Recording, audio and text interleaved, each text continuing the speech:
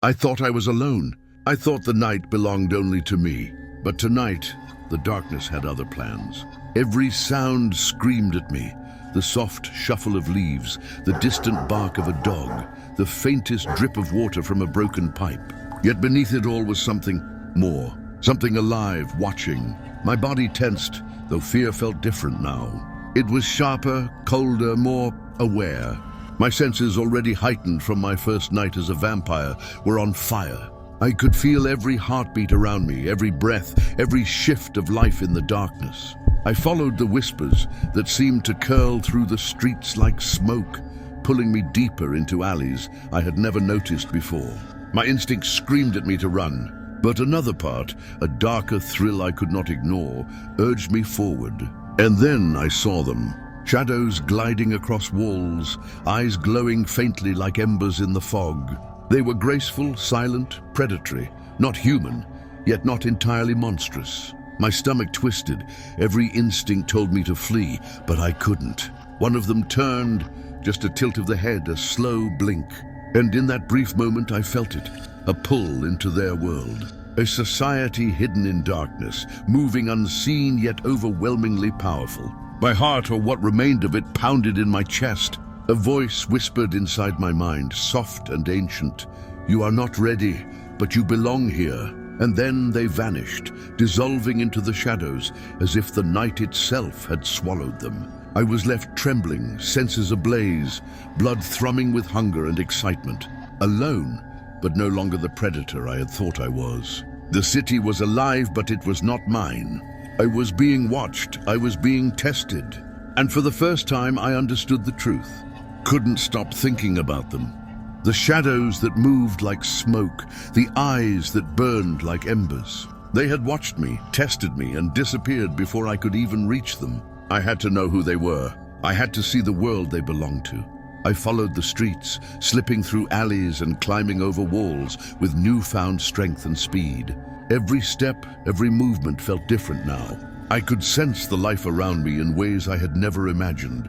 Each heartbeat, each breath, each faint pulse of blood was clear, as if it were my own. I felt connected to the night, yet painfully aware of the presence that had been observing me. Eventually, I reached a hidden courtyard bathed in dim moonlight. Figures were there, moving with unnatural grace. Their faces were pale and sharp, their eyes glowing faintly in the darkness. They spoke in whispers I could barely understand, their movements fluid and deliberate. It was a society unlike anything I had imagined. Their power was undeniable, and the way they carried themselves made it clear they were predators of the night. One of them noticed me immediately. The others seemed to sense it too, turning as if they could feel my presence. The figure stepped closer, their eyes locking onto mine. I felt a pull, a challenge. This was a test, and I had no choice but to respond. I raised my hand slightly, unsure of what to do, trying to show I was not a threat, but also not weak. The figure circled me, studying every movement, every twitch. I could feel their power pressing against mine, a force that was both terrifying and exhilarating. Then they stopped and spoke softly, words I didn't fully understand, but felt deep in my mind. The message was clear: you are not ready, but if you survive, you may belong.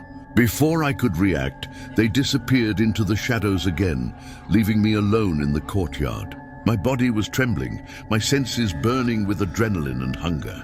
I realized the night was far more dangerous than I had imagined.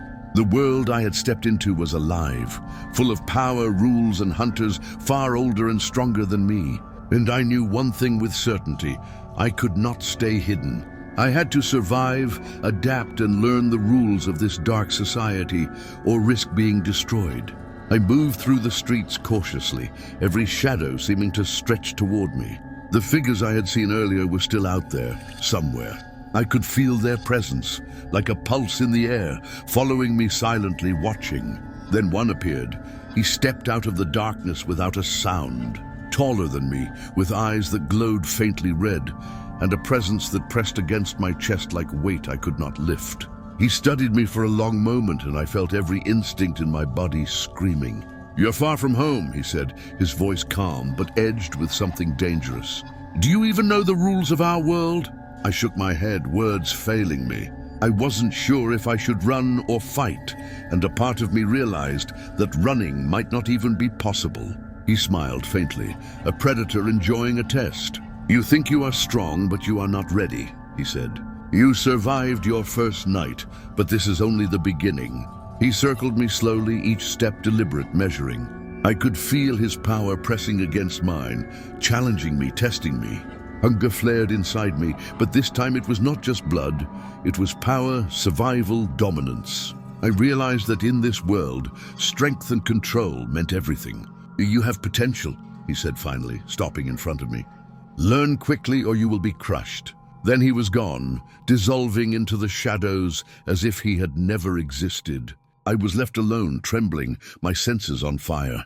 The night had shown me both the danger and the rules of this new world. I understood now that the society was watching, judging, and waiting for me to prove myself or fall.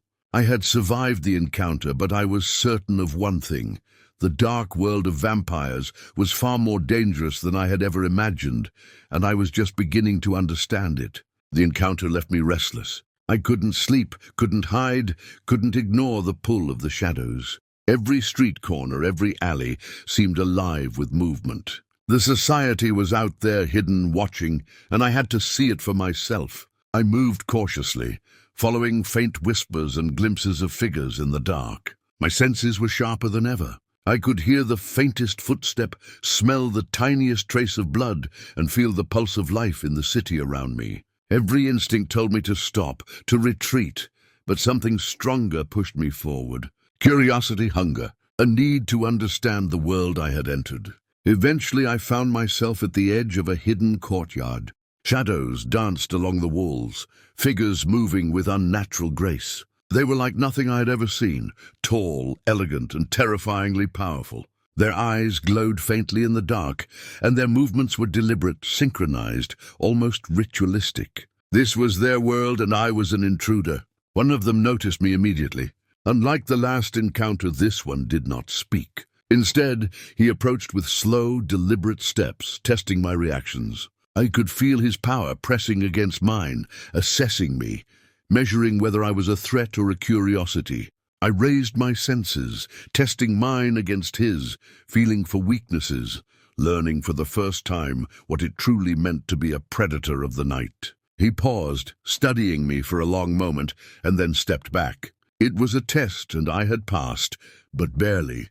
I realized this society had rules, and breaking them could mean death. Yet within their structure, there was knowledge, strength, and opportunity. I slipped away before he could approach again, adrenaline and hunger burning through me. I understood something important. Survival in this world required more than hunger or speed. I had to learn, adapt, and grow stronger. The night was no longer just my hunting ground. It was a school, and the society was my teacher, whether I wanted it or not. Days passed, though time felt different now. I didn't need sleep or food, only blood. The hunger was constant, whispering at the edge of my thoughts. But something else lingered too, the memory of the society's eyes watching me. I knew they would return, and they did. I was walking through an abandoned district when I felt it. A shift in the air, a presence closing in. I turned, and they were there, 3 of them. The one who had spoken to me before stood at the front, his expression unreadable. "This is your test," he said. "Prove you deserve to exist among us." From behind him, they dragged a man forward, human, terrified, bleeding.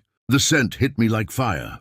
Every cell in my body screamed for it, for the warmth, for the life. But I hesitated. "If you won't feed," the vampire said coldly, "you don't belong to us. You belong to the grave." The man's heartbeat thundered in my ears. My hands shook. I could feel my fangs ache. I wanted to resist, but the hunger was too strong. I moved without thinking, my instincts taking control. When it was over, silence filled the air. The man's heartbeat was gone. My hands were red. The vampire smiled faintly. "Now you understand," he said. "We do not choose what we are, we embrace it." They vanished once more, leaving me alone with the weight of what I'd done. My body trembled, just not from fear, but from something worse, satisfaction. For the first time, I wasn't just part of the darkness, I was the darkness. And somewhere deep inside, I knew the society hadn't finished with me yet. This was only the beginning.